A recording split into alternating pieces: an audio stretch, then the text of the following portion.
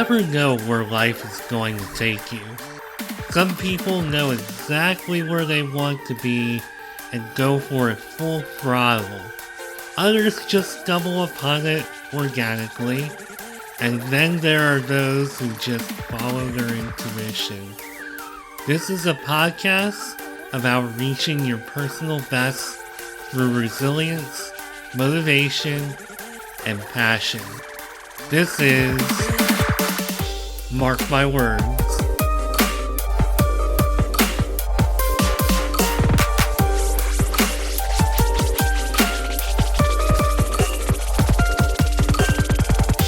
Hello, and welcome to a new episode of Mark My Words. And today I have a really fun guest lined up for us.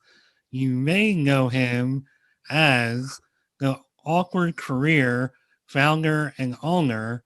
However, he is known as much more than that.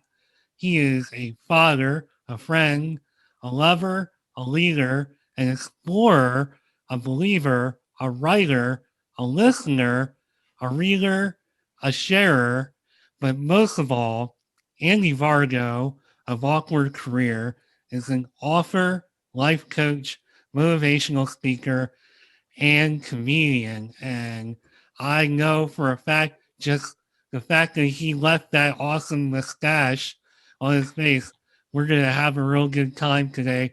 Andy, welcome to Mark My Words. How you doing? I'm doing great, Mark. Thank you so much for having me on and for that great introduction. That was awesome. I plan these things out. Like, how can I make this episode different than all the other episodes I've done? And that, my friend, is how I did it. So, welcome to the show. Today, as always, we're going to talk a little bit career transition, entrepreneurship. Maybe we'll hear a few jokes and witty comments from my guests. And maybe we'll learn a little bit about being awkward, which is something I know a lot about myself. I mean, if you're the founder and CEO of Awkward Career, I've got to be like a VP or, something in there, at least an executive vice president or something like that. I'm somewhere in there. Yeah, you're definitely in the C-suite, right? You've got the high level position. Like, I've earned this. I've got to get it, right? I totally. And listening to your show and the way that you kind of highlight, okay, talk about something awkward that happened to you and, how that helped define like your life or whatever. I think that's a really cool concept. I mean, how not put the cart before the horse, because I usually like to kind of work up into what people where people are today.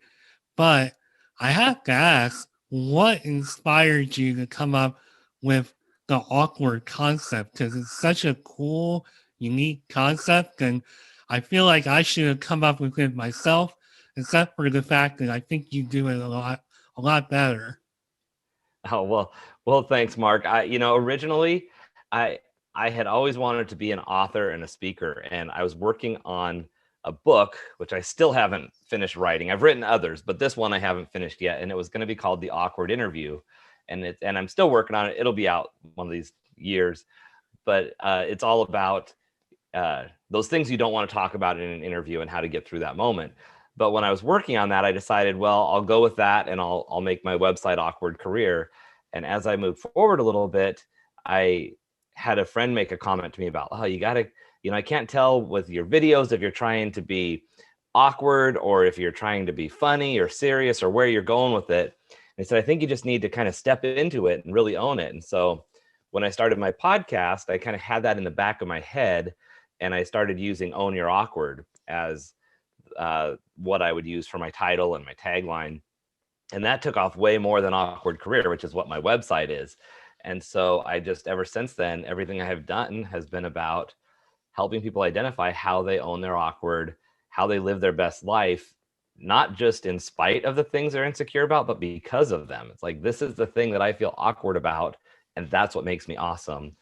And people just love it. It's been it's been eye-opening for me every time I talk to somebody to learn more, and it's helped me own my awkward even more. So it was somewhat by accident, but that's how life is, right? It's like it just fit at the moment.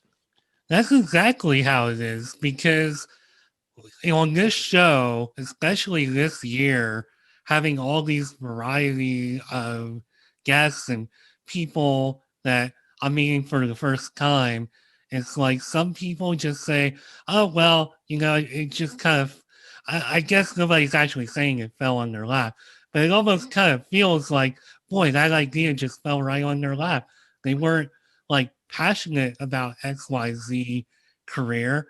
I mean, Mhm. did you have any kind of passion for being awkward? I know that's kind of an awkward question, but Yes, it's funny because if you asked me when I was a kid, I never thought I'm going to be the awkward guy. And even 10 years ago, when I was in my sales career, I never thought I'm going to lead with awkward. That seems like a good thing to do. Like, I want to be the Weird Al of the business world. Like, that is not anything that I thought I wanted to do or be my life. However, I would say it fell in my lap more like the way that rain falls in your lap, just one drop at a time, and all of a sudden your pants are soaking wet. Uh, that's a bad analogy, but it's just like every little thing just landed and started to come together. Where one day it was, oh, this makes sense for the podcast, and then that makes sense for life coaching. And how do I lead that in a message? And when I write in my blogs, how do I bring that message out? And I guess for me, what happened is as I started sharing, what I believe that people need to know in order to live their best life. oh, I wonder if I lost Andy already. Has his connection dropped on me? Well, if it has, oh, there he is. You got me back. I got you back. I filled All in the right. time. That's the best part about my brand is it's own your awkward. And so at any time, I can just be like, well, that was awkward, but that's what we're doing. Yeah, and that just adds an extra awkward flavor to the show. We meant to do that, so Right. Exactly. We got to run with it. oh, I'm running with it.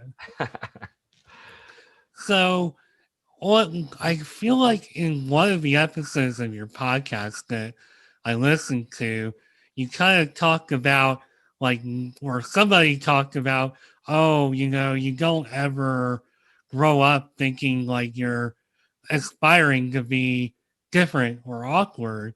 And I, for one, know just living the life that I've lived, I never aspired to be awkward or different, but that's essentially what winds up happening sometimes.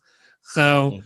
for you, growing up with, I don't know if I want to say that mentality, but or even label, I don't even know how to like define it exactly, but just maybe with that feeling would probably be the right way to put that. And you can correct me if you don't like that. But just with that notion, that feeling, what was a career or something that you dreamt about doing? Was it something that was a little bit different, or was it something a little more ordinary? Well, I, I've I really thought about that a lot because when I think about what I wanted to be when I was growing up, I really couldn't identify what that thing was, what that career would be, but I was always really intrigued by people who could get up on stage and motivate a whole room of people and who were leaders and giving great speeches. But I didn't see just talking as a career path. As much as I talk and run my mouth, I couldn't see how you make that a career. And I wasn't exposed to the world of people who were truly motivational speakers as a business for a living. So I didn't even see that as a career path. And as I started my career early on, I knew I wanted to share stories and motivate people, but I never felt like I had a story worth sharing. Okay, I didn't live on the streets. I don't have this abusive background. I didn't have these things that you hear people who go to prisons and talk about, getting out of gangs and all this stuff. But what I realized when I started blogging and opening up more was that people are going to connect with your story wherever it is because it meets them where they are. It doesn't have to be so big and so dramatic. And in fact, sometimes those are the hardest things for people to get over, because they diminish it a little bit, and you minimize what you're going through when you compare it to other people. You say, well, I don't have this terminal illness, so I really shouldn't complain. But you still need some motivation and some help to be okay with that. It almost sounds like you might have had a little bit of like imposter syndrome. Like, oh, maybe I'm just not interesting enough. My life, for all the things that make me unique, I actually have kind of like an ordinary life. Would you say that's true? Oh, it definitely is. And I tell you, I did not understand imposter syndrome until I met Melissa Hughes, who just recently gave a TED talk about that. And she was on my podcast. Oh, you had something so good to say, and we dropped again. So let's see if I'm, he. There he is. you bet. I am sorry about that. I don't know. I don't usually have internet issues. So It's all uh, good. Hey, I just filled the time. I think that my internet is still on vacation. I was on vacation last weekend. I think it stayed there. But I was mentioning Melissa Hughes, who just gave a TED talk on imposter syndrome, and she was on my podcast, and I can't remember if it was during the podcast or when we were catching up before or after, but she was telling me how the first time she gave the biggest talk she had given, and there were 500 people there, and afterwards she's just feels awful because of her imposter syndrome. And she said, but you know what, Andy, the more successful you are, the more driven you are, the more likely you are to have imposter syndrome happen. And so that really helped me reframe that imposter feeling, because I still have it all the time. But when I do, I can say, yes, I'm making it, because there's that imposter syndrome right on schedule. I must be successful. I must be doing things right, because that's a symptom of success. And so that helps me get through that moment, because it still is there all the time, where as soon as we, and it's natural for everybody, as soon as we start to put ourselves out there, we automatically come up with that list of why everybody should say that we shouldn't be out there. And it's a protective mechanism for us to be kind of prepared for the bullies in life. But unfortunately, we're usually the biggest bully on the playground to ourselves. Oh, I definitely was the big burly bully to myself. I spent many years just dreaming about doing things like this. Like, I feel like I really wanted to connect with people and speak and talk about my life and do all these things. But I just was like, you know what? I was born with cleft lip and palate. I sound funny. I don't look the part. Nobody's going to want to listen or watch my content or whatever it is that I'm doing. Years and years I wasted with that mentality. And then luckily I met people who started giving me positive feedback and encouraging me, because my career path, for as much as I may have wanted to be out there, I chose a broadcasting major. And I'm like, no, nobody's ever going to want me to be their weatherman or, their anchor. Nobody's going to want to listen to me. So I was like, you know what? I'm going to be behind the camera. I'm going to be behind the audio console, whatever it is. And that mentality, even though I am a little bit more of an extrovert than I gave myself credit for, I lived with that imposter syndrome for years. And I I hate to come on here and say, well, I'm cured. I don't have that anymore. Because Right. really, the encouragement that I've gotten, I've just gone and run with it. But it's still there. It doesn't go away. Yeah, that's a good point. It doesn't disappear. We learn different ways, I think, to manage it and to not let it hold us back. It's like that dog that's on the leash. That's, you go to the park, the dog is still on the leash, but it learns where it can work around that. And I I, I think that what you said too about, kind of you protect yourself. You say, well, I don't want to be in this space. I don't want to be vulnerable with this thing that I feel awkward about. And so I'm going to limit my dreams. I'm going to limit my ability for the success that I want to have in certain areas, to protect myself from potential failure or embarrassment or whatever it is. And yet, once you start sharing your podcast, getting on the other side of the camera like you are now, there has to be people. I know there are people who love hearing a different voice, who love hearing someone who comes from a different angle, who has that different background, and who isn't just, well, all the guys that are doing the weather look the same, they sound the same, they use the same terminology. At some point, that just gets boring. Right. No, I totally agree with you. And I don't know why I picked Weatherman, or I guess nowadays it's not Weatherman. They want a meteorologist. Oh, So right. you gotta have all the skills to pay the bills now. It's not just I'm thinking of like 30 years ago, 40 years ago in my hometown, Dave Roberts. He was a weatherman. He wasn't a meteorologist. He didn't Mm-hmm. have a background in, you know, the science of weather. But I'm getting off on a tangent. I don't even know where I'm going with this. But No, but it's fine. It's true though, because I think that even in careers, as we see people with different levels of expertise come on board, whether it's, oh, you just had to know how to say what was on the teleprompter, and now you actually have to know the science of it. Uh, that's intimidating when you are in that world where you don't have those credentials, or you don't know how long it's going to take to get them. And that everyone's just trying to do their best job. And a lot of times we take it personally, like it's the world stacked against us. But in reality, that's just the game, and we gotta play as best we can.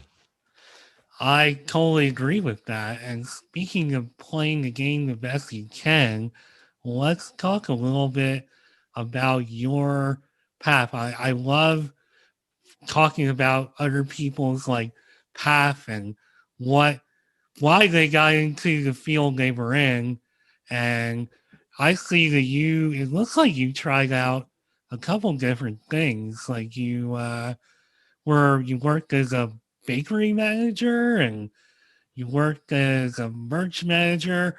What what inspired all of these for as much as you're unique and your brand is awkward, a lot of these things are like the opposite. They're not That's unique.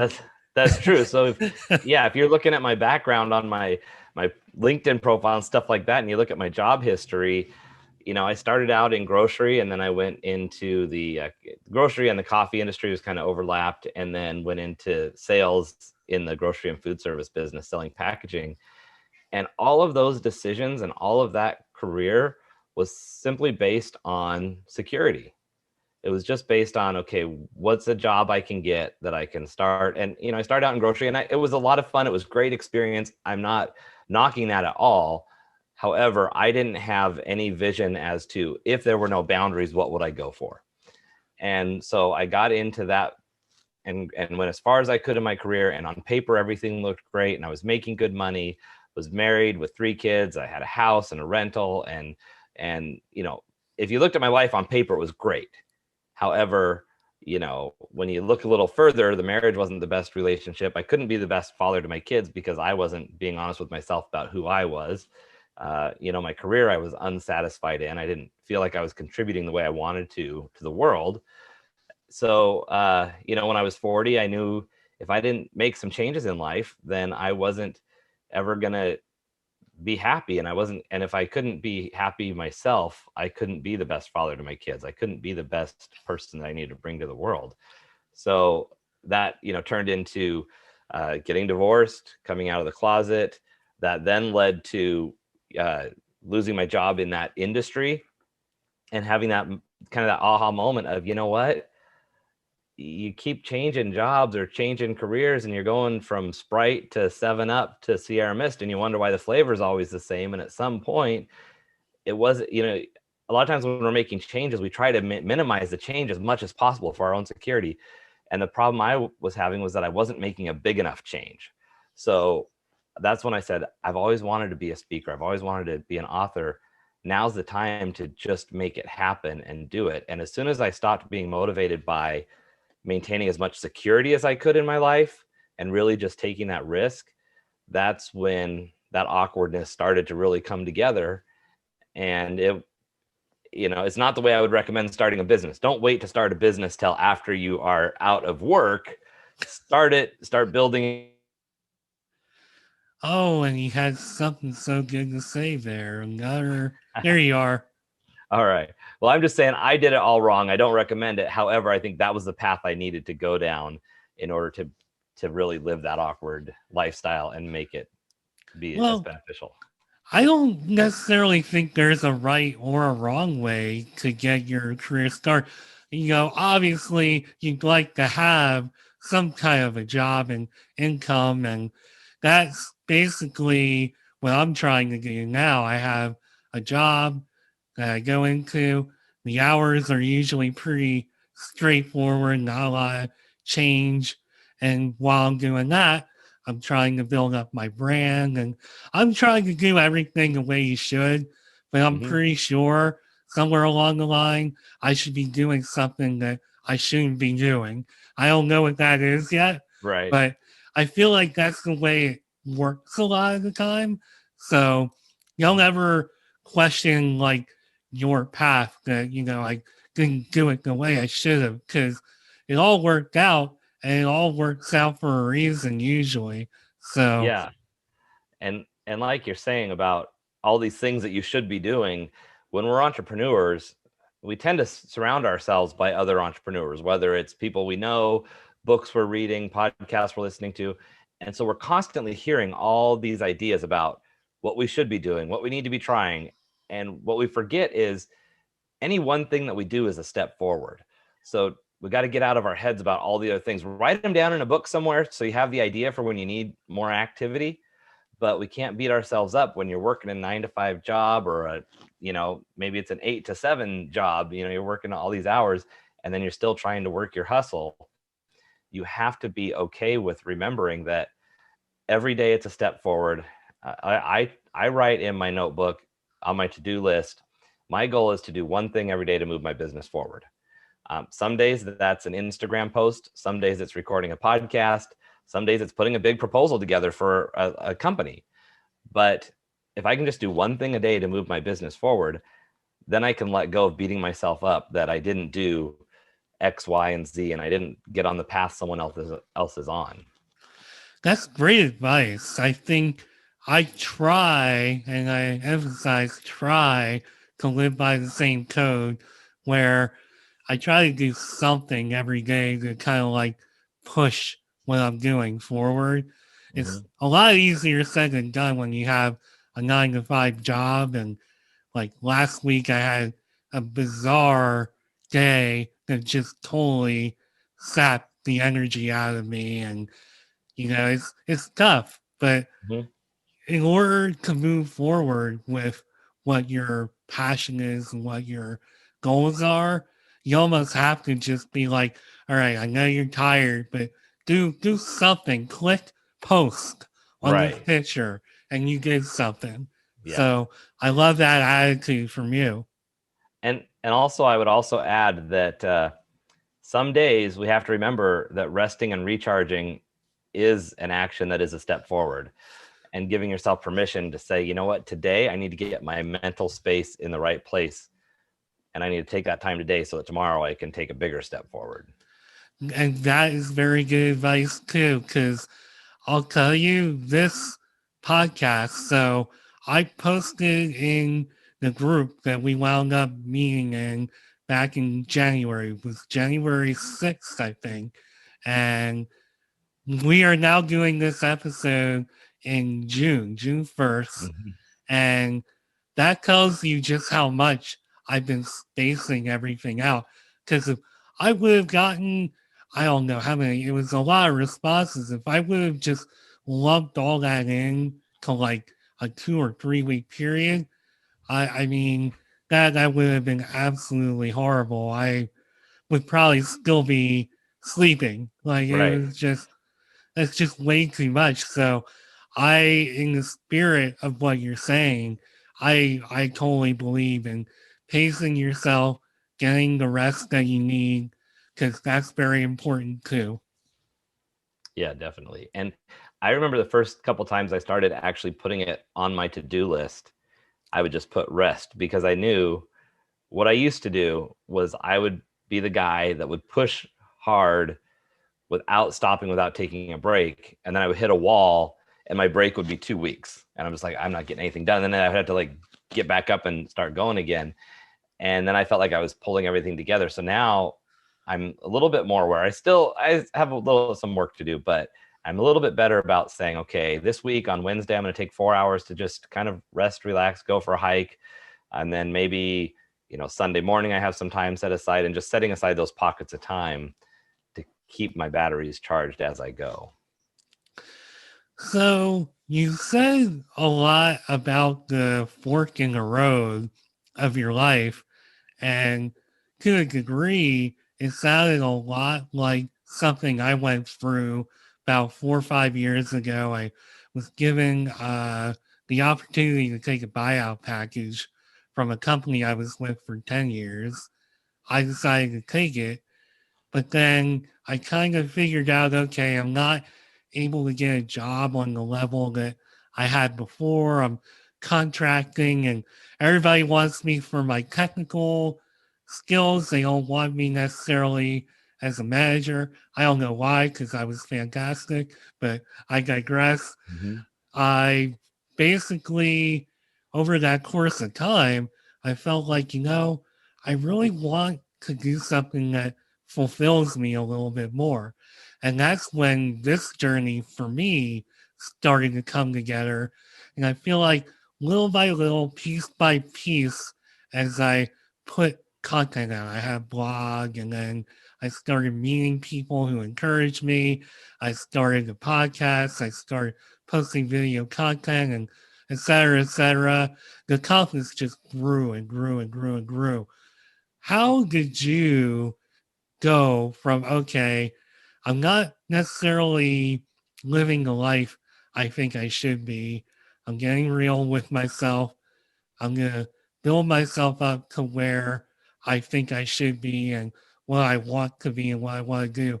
What was that process like for you? How did you build what you have now? That's a really good question, Mark. As I got started, it started by just knowing I was unsettled and knowing that something had to change. And originally, I didn't know what that vision was, and I had countless meetings and conversations with people. And one guy I was talking with who is a business coach, and he said, "Well, what's your vision and what's your mission? And when those two are aligned, things really come together." And I thought, well, I kind of know a little bit about this for my mission. This is what I want to do. I can kind of picture my vision, but I wasn't there. It wasn't lined up. And that for me took a couple years. It took a few years to go through, who are the people that I want to inspire, who needs to hear my story, and what parts of my story are the parts that are important to share and are, really bring value. And I guess, when I started, it was just more of a frustration of I'm not doing life the way I want to do it. And I know that if I stay in that path, I'm going to feel the same way for as long as I can. And I'm going to, the rest of my life is going to be just kind of mundane.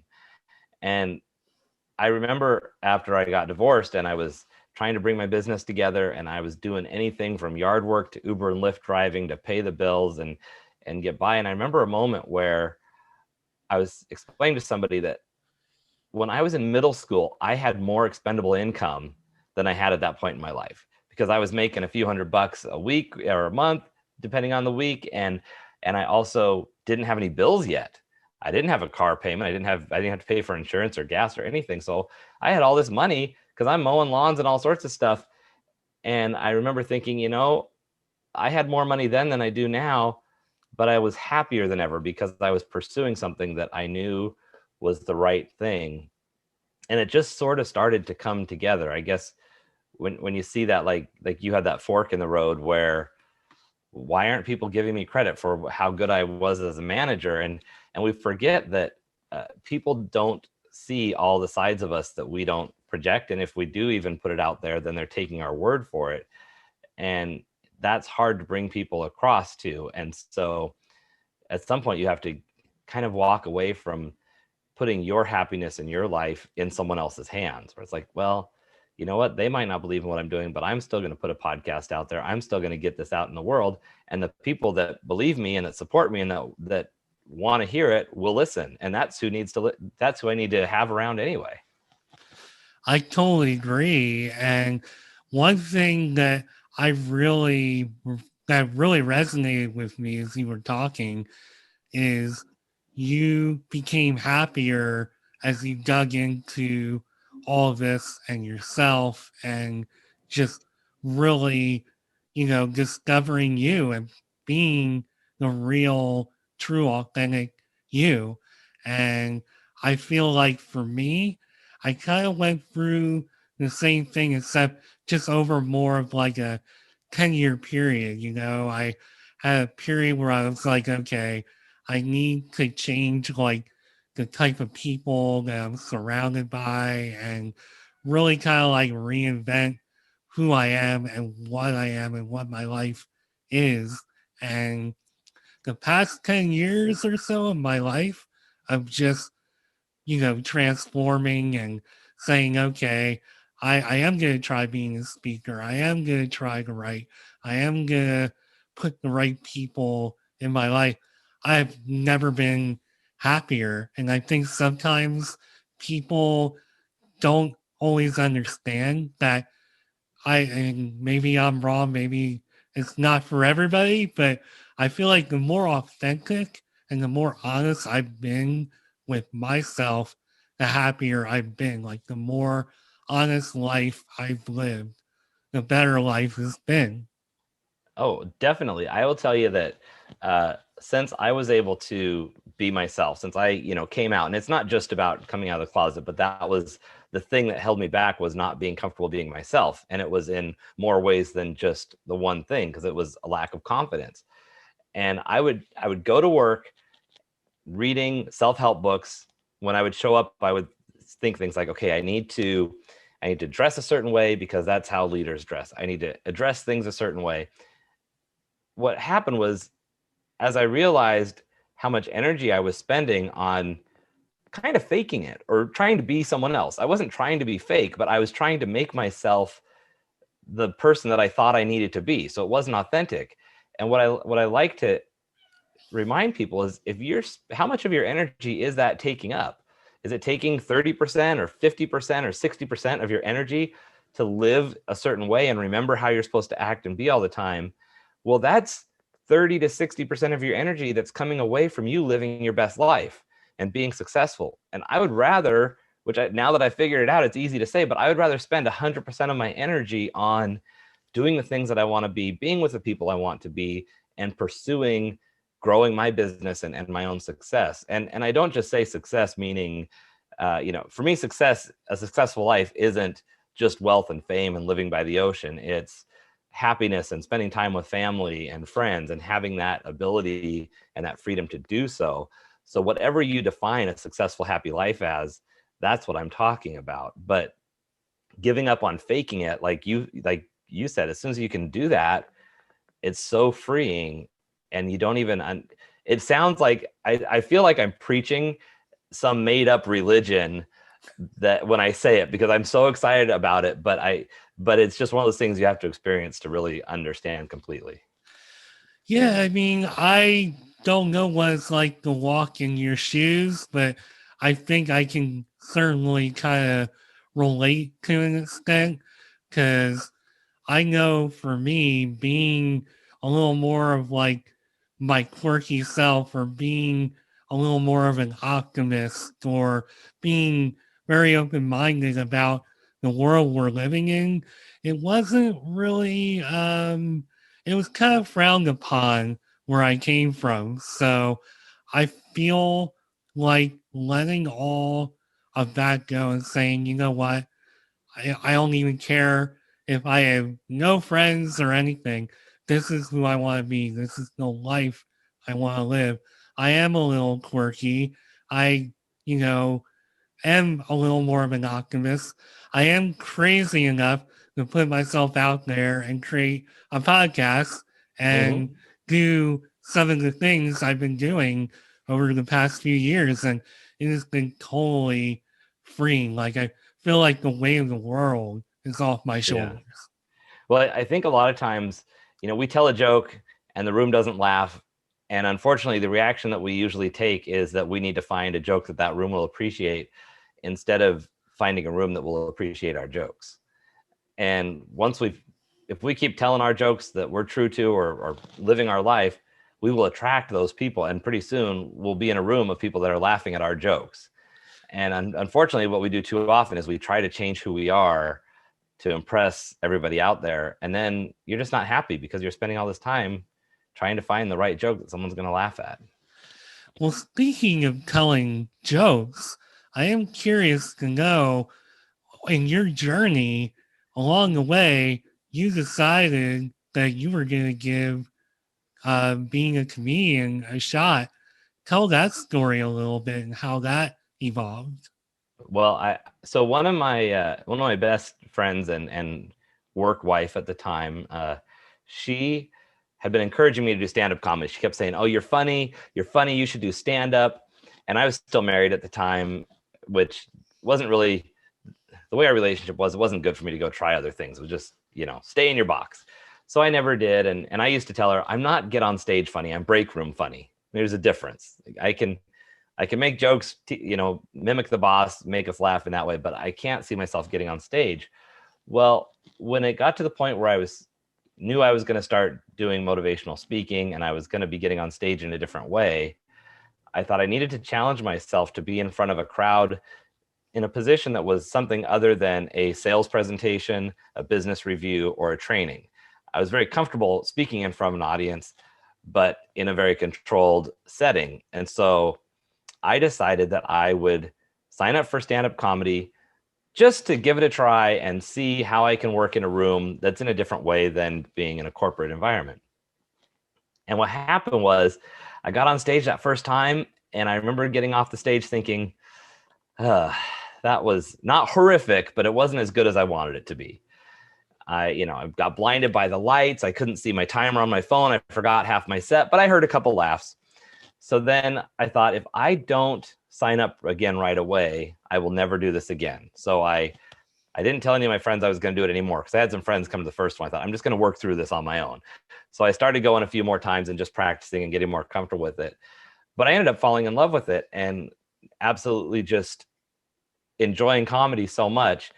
And now my challenge is I have my comedy, which is a little bit edgy. It's a little off brand for what I put out there in the world. It's how comedy can be. So now my challenge is to bring some of my comedy more to the clean side. So when I do motivational speaking, I do pull some humor into my motivational speaking, but I want it to be more one succinct message. But that's part of the awkwardness too. But it's been a lot of fun. Are there any comedians that have influenced you? I don't know if I'd say influenced as much as I've always appreciated comedians who can find the everyday things that we pass by and we see, and then they can take it to a whole different level as far as, why do we call it this? Why do we do that? I've really enjoyed anything from, Jerry Seinfeld and Bill Burr, to a lot of local comedians, or some of the older comedians like Louis Anderson, or Joan Rivers when she was around. And I like to see a variety, and I can appreciate all sorts of comedy. But the stuff that I really have a lot of respect for is when you can take a pencil and do a 5-minute set about the workings of a pencil and make it funny, and it's an everyday item. That's a special talent right there. Well, it's certainly a special talent to take being a comedian as far as you have. So that's amazing. You've been making me laugh the whole hour. So, I mean, you definitely got a talent. Well, thank you. One thing that I haven't really gotten into is the evolution of On Your Awkward and Awkward career. So we know that you had a bit of a fork in the road, you reinvented yourself, and it sounds to me like all these things that you're doing, the speaking, the offering, being a comedian, it's all kind of like your brand and your package. But how did you come up with such an awesome brand? Like, where do you think the roots of this company come from? Mark, it's definitely been an evolution. And when I look back at where I thought it would be, if you would have asked me 5 years ago when I was starting to kind of take this to the next level, I I don't know that I would have given you the vision of what you see today. Because originally I thought I'm going to be an author. I've always wanted to write a book. I need to do that. And when we get into entrepreneurship, we forget there are two different sets of things that we have to deal with. One is the talent and the skill that you have that sets you apart, that's what you want to be doing because that's what you're passionate about, right? For me, it was writing and speaking. And then, but you have the other side, which is the business of that area that you want to get into, right? So, maybe you're a really good chef, but do you understand the business of running a restaurant? Can you manage a staff? Can you write a schedule? Can you deal with the finances? And I think that's where we run into a lot of heartache in entrepreneurship is that we have this passion and we feel like it should be easy because I'm a good cook, because I'm a good chef. Opening a restaurant should be no big deal for me because I'm really talented in one area or whatever it is. And when I got started, I initially wanted to be an author and write a book. And I realized it was going to take me a long time to finish the book that I was working on. And so as I was researching the business of being an author, I started to understand more that most authors make more of their income on speaking. And so then I thought, okay, well, I've wanted to do that too, but I didn't see that as a career path. So now so then I switched. I went, well, I'm going to still work on the book, but I'm going to start pushing the speaking opportunities. And then as I started researching the business of speaking, I realized that most speakers get their gigs because they've written a book. So I thought, well, I need to get the book finished. And they just it was this back and forth thing. But the whole time, the message has been the same. It's all about helping people. It's all about finding out where your weakness is or what your perceived weakness is, and then making that your superpower. And, I had layered in the podcast because I wanted to share people's stories and not just have it be about me. I wanted to find out where other people are coming from and have my audience get to hear that perspective. So it just continued to evolve from, originally being focused on writing to then incorporating speaking and then the podcasting. And the comedy is something that anytime someone hears I'm a comedian, they want to talk about that. So I just can't let it go. It's like, okay, well, that's going to come along for the ride.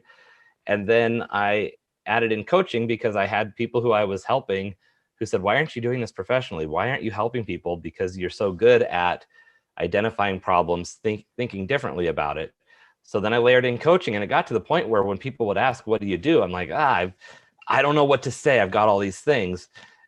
And that's when I started to really understand that my brand had to have a clear message, a clear branding. And I really started to focus at that point on the Own Your Awkward line. That was the name of the podcast. That's what always gets the most attention.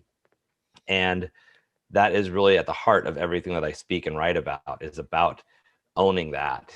And so that's kind of how it evolved, but it was kind of every few months or a year as I started to understand the business side of what I was passionate about, I then had to take a step back and look at how do I now set myself up to make this thing that I'm passionate about act like a business in a way that is generating revenue, that the brand is becoming an asset, that I can easily speak to what I offer to people. Well, one thing I want to make you feel a little bit better about, I'm going to own my own awkward and tell you I've been working on a book for like 20 some years and really didn't actually start writing it till like 4 or 5 years ago. And I have a long way to go.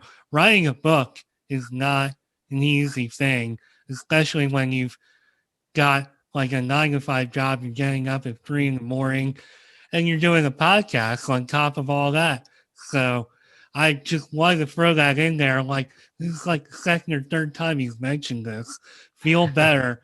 I too have a book that is very much unfinished. Yeah, it definitely happens. The first time I was able to finish writing a book, I realized that I had several started, and I had this feeling of, oh my gosh, I'm a starter, not a finisher. Am I ever going to get anything done? And I was beating myself up about not getting things done. And I realized it was because I was starting too many projects. So now I just plug away at it. But whenever I have an idea for a new book, I won't let myself start it until I finish something that was already on the list, because I was kind of hoarding ideas, if you will. It was like I was have this idea, I'd get it started, and then I would never actually finish it, and I would feel very unsuccessful. And once I started, for me, the first book that I really finished, I realized that I had to decide if that was a priority, and if it was, then I needed to dedicate time to it, and that's what made the difference for me. And not that you need to do that now with everything you have on your plate, but at some point when you want to, it'll come together. And like you said, it's a long process. You have to have the ideas and the vision and the time. Well, my wife gave me the kind of advice that you're trying to put out there, which is, I think she started to pick up that I was like, oh, I got this idea. I'm going to write a book. I'm going to post video content. I'm going to make a podcast. She's like, look, you need to just stick to one idea. Pick an idea. I don't care what you do. Just pick something. Stick with it. Like, work really hard on it and build it up and then do something else. And Yeah. I listen to my wife because she's a very smart lady. And I put the book and everything else, the 10 million things I was doing, the hoarded ideas, and just said, you know what? I'm going to stick to this. Let's build it up. And I think that was great advice by her. Yeah, that's really smart, because I know that I have a focus issue. When I quit one of my last jobs, my boss just said on my last day, just, Andy, whatever you do, stay focused. And it's like, dang it, she knows me. I mean, she's been my boss for a couple of years. We're close, we're friends, but I've thought about that all the time, because it's one of those, know yourself kind of moments where I do that. And I think we do it a lot, where we see the path that other people are on, and we see that they're maybe a little further ahead than us on the path, and they have some success.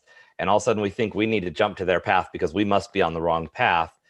But we might switch pathways when we're 20 feet from the goal, and we just didn't see it because there was a bush in the way. It was right around the corner. And now we're starting back at the beginning of someone else's path, instead of just pushing through on what we're doing and making a note that maybe that's a journey we want to take later. It doesn't mean it has to be never, but let's not give up all the progress that we've made. I couldn't agree more.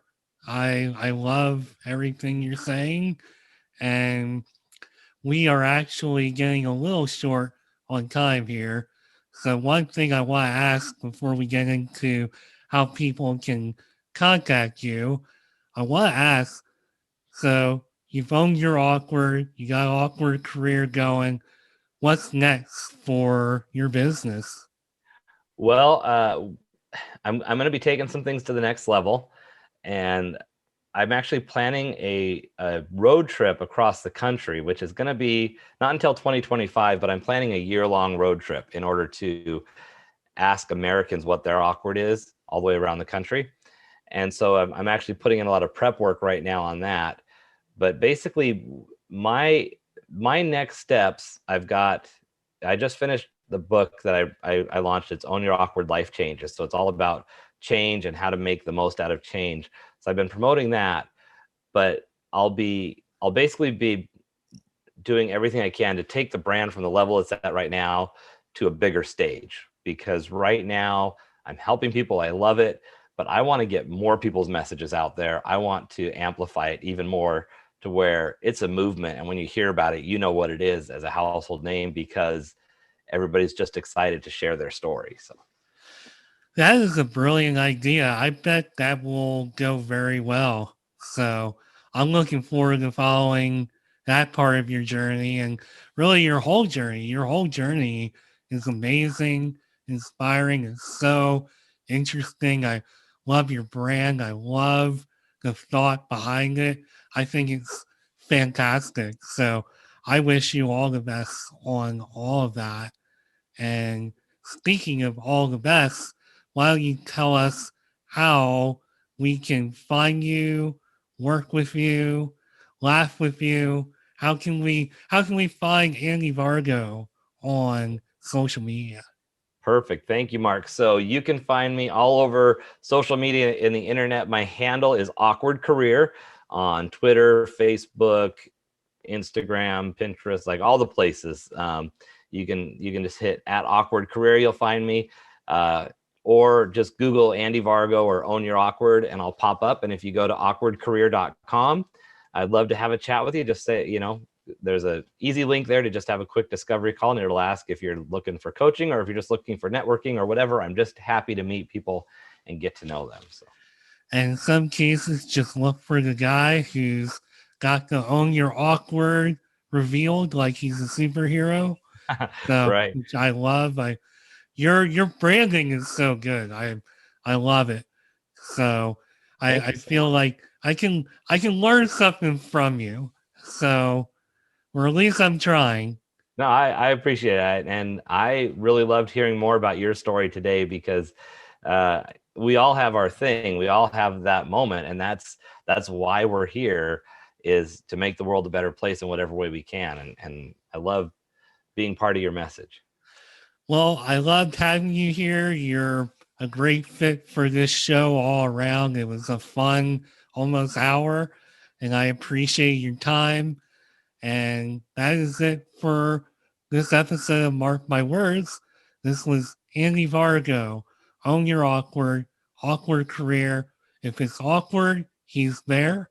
So I thank you very much for being on the show. I'm Mark Schmidt. I'll be back soon with a new episode. Thanks and bye for now.